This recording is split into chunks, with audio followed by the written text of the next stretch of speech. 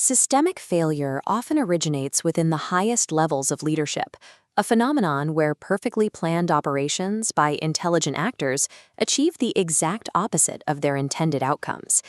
This network graph tracks the volatility of global commerce during the Great Depression.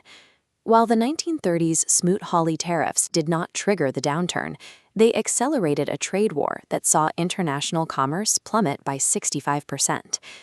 In 1961, the CIA landed an elite expatriate Cuban force at the Bay of Pigs. Within 72 hours, the operation collapsed into a total tactical defeat, leaving nearly 1,200 men as prisoners. And following World War I, the British administration designed the borders of modern Iraq, establishing a state structure that would face violent, cyclical instability for the next century. Why do top-level policy interventions by hyper-resource states so frequently produce catastrophic results?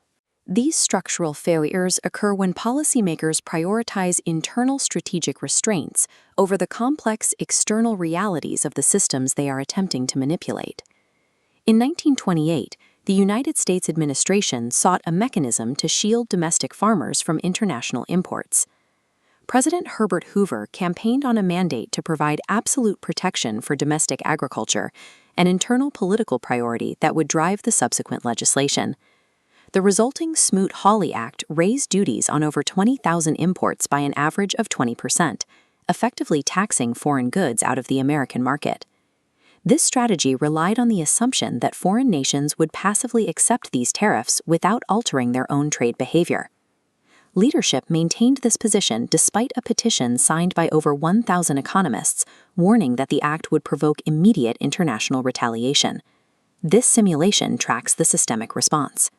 As the U.S. implemented its domestic priority, target nodes reacted.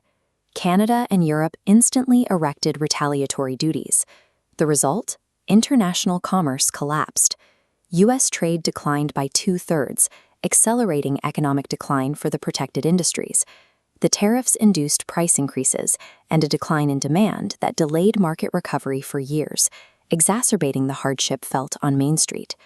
Unilateral parameters imposed on an interactive, multi-node system inevitably trigger a response that compromises the intended domestic benefit. In the early 1960s, the Kennedy administration inherited a plan to overthrow Fidel Castro using a covert paramilitary force. A primary strategic priority was stemming communism without providing a pretext for the Soviet Union to take overt action against West Berlin. To prevent this, President Kennedy imposed a strict operational constraint. The United States must maintain plausible deniability. There could be no visible U.S. military participation in the invasion.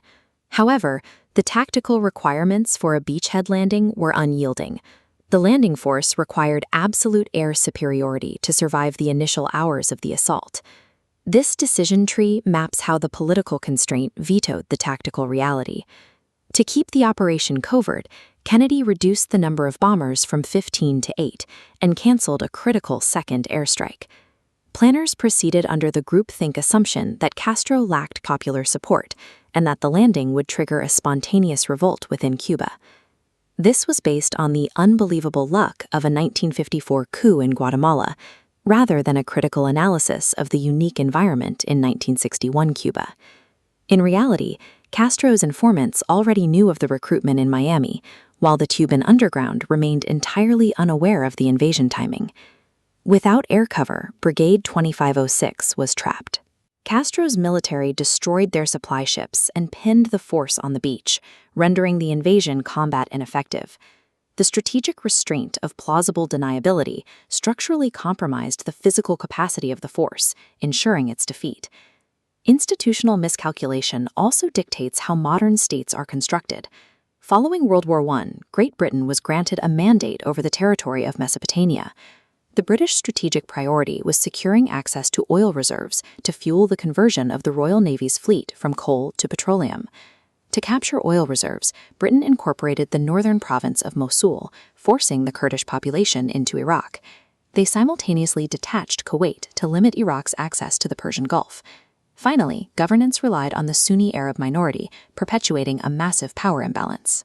To satisfy international optics, Britain established a Hashemite monarchy under King Faisal I to provide the veneer of indirect rule. The 1924 Constitution codified this control, granting the king the specific power to overrule Parliament to ensure British treaty obligations were met. These internal designs ignored the local demand for self-determination. The result was a massive rebellion in 1920 that united disparate groups against the British occupation.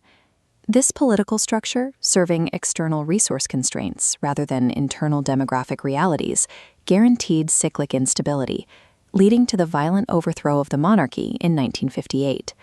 When borders and governance are drafted to satisfy the priorities of an external power, the resulting state is predisposed to fracture along its internal fault lines. This matrix reveals the shared pathology across 1930s economics, 1960s covert military operations, and 1920s statecraft. Complex systems, whether they are global markets or foreign populations, are not passive variables. They actively resist external manipulation. This illustrates the fallacy of institutional groupthink, the belief that internal political justification can override external viability. Strategic leadership requires an audit of the assumptions underlying every tactical parameter. Sustainable success requires abandoning comfortable domestic constraints the moment they directly conflict with the uncompromising realities on the ground.